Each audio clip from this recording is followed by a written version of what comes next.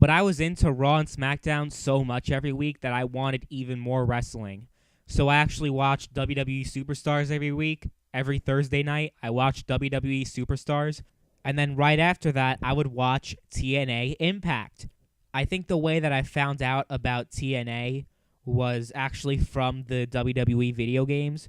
So what I actually used to do was that I like to look up things and research things all the time. So I actually used to look up the wrestlers that I played as in the video games and look them up online. And I go to their Wikipedia page and it says, oh, like guys like Bobby Lashley or anybody else really that between the time that SmackDown vs. Raw 2008 came out and I actually got into watching wrestling, like the real thing, these guys went from WWE to TNA. So I found out about that. I'm like, wait, what the hell's a TNA? So I looked it up, found out that they had a weekly show every Thursday night on Spike TV, decided I'm going to give it a try, and actually became a fan. I watched it every single week for a while. And it's hard to believe now, but back then, TNA was awesome. TNA was legit #2 promotion. It was very entertaining. And I thought the six-sided ring looked really cool. I know a lot of wrestling fans thought that the six-sided ring was a joke, but I thought the six-sided ring was really part of what defined TNA back then. And when they switched to four sides, that's really when I stopped watching TNA. And once they lost their deal with Spike TV, that really was the nail in the coffin for me. Once they weren't on Spike TV anymore, that's really when I just stopped giving a shit about that company. So I'd say I was a really huge TNA fan for years, from probably about 2009 to 2011, when they went back to four sides. That really left a bad taste in their mouth. The last TNA event that I've ever seen, like from start to finish, was Destination X 2011. But the first few months I started watching TNA, I thought it was great. And when I found out that Hulk Hogan was coming to TNA, I was pretty pumped up because I knew Hulk Hogan was a big deal. Of course, I'd never seen him live, but I was still pumped up that he was coming to TNA. I thought that was pretty cool. And that also Eric Bischoff was coming to TNA. But back then, I didn't know who Eric Bischoff was. I didn't know what WCW was. So I still wasn't very knowledgeable about wrestling. My wrestling knowledge was very limited back then. So when I found out that TNA was moving to Monday nights, and the Monday Night War was beginning, I didn't know that it was kind of like a successor to a Monday Night War that happened years before. I didn't know anything. Like I said, I didn't know anything about WCW. Didn't know anything about the Monday Night War back then because I wasn't even born yet when WCW was at its peak. WCW was at its peak around like 97, and I wasn't born until 98. So even if I was a wrestling fan, which, again, as a child, I never really was until really I was 11 and I got into my preteen years, that's really when I was really a huge fan of wrestling. But like I'm saying, even if I was a wrestling fan, I was too young to have really been around when WCW was around. So you can't really blame that on me not knowing a lot about wrestling. It was more of just how old I was.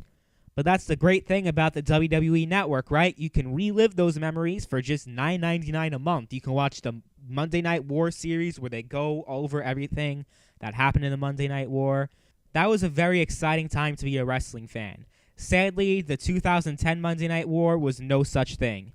I remember the first week it happened, I was actually pretty excited, but I was also pretty stressed. So I kind of know what people who grew up during the Monday Night War felt, deciding what they were going to watch and when they were going to flip the channels and whatnot. Every time there was a commercial break, I flipped the channels.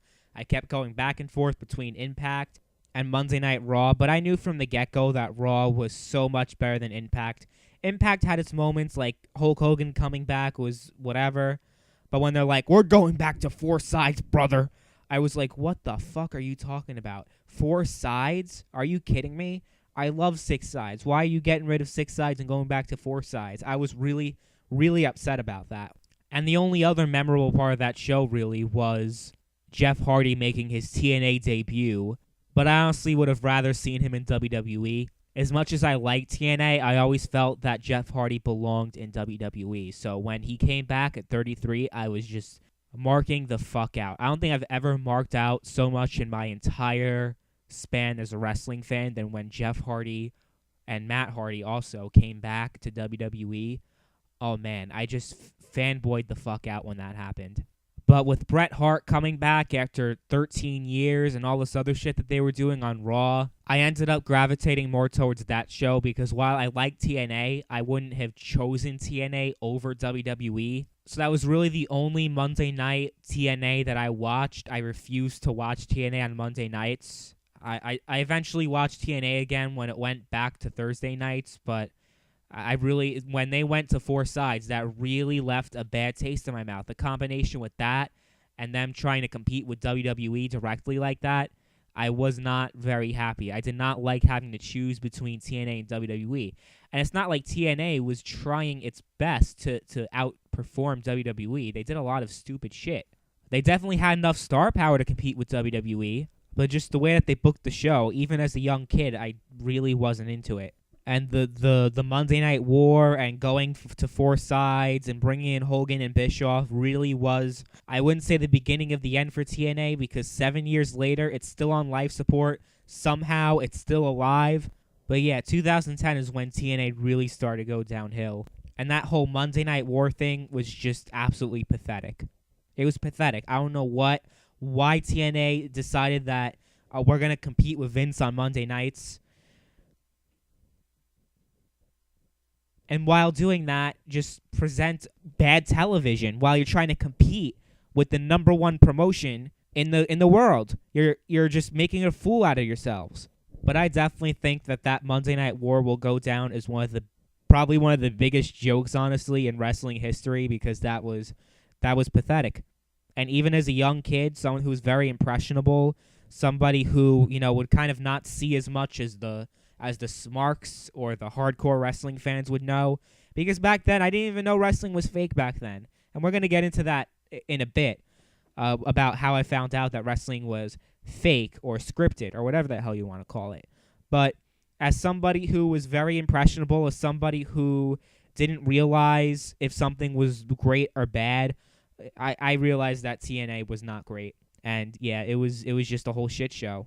Because what made WCW persevere over WWE/F back then, it wasn't just having Hulk Hogan and all these other guys that were from WWE to try to, that's not really how they succeeded over WWE. It was, first and foremost, having a great product. And TNA, once they brought Hogan and Bischoff in, they really lacked in that department. But it was also a lot of the surprise elements that really kept the ratings going for WCW, like having Lex Luger show up, like having the Outsiders come out. And yeah, TNA had the Outsiders, but by then they were like 60 years old and were out of shape. And the matches that they had in TNA were just fucking awful, which was another reason why TNA started going downhill. It just became a WWE retirement home after a while. You're having Hulk Hogan, Ric Flair, Kevin Nash, Scott Hall, and all these out-of-shape old men wrestling. And back then, I was like, what the fuck? Why is this on my screen? Why are old dudes with saggy titties wrestling? And because they relied so much on these has-beens, it really overshadowed their homegrown talent. And all of those factors combined with how much money they were wasting going live on Monday nights against Vince McMahon and going on the road when nobody went to their shows, it was a train wreck. It was an absolute train wreck. And that Monday Night War, man, it was just, can't stress I can't stress enough how much of a joke that was. Anybody who watched that back then knows that the Monday Night War, the 2010 Monday Night War, was hardly a war. It was a massacre. Except, like WCW, most of the battle wounds in this war was self-inflicted. Except with TNA, it happened much sooner than it did with WCW.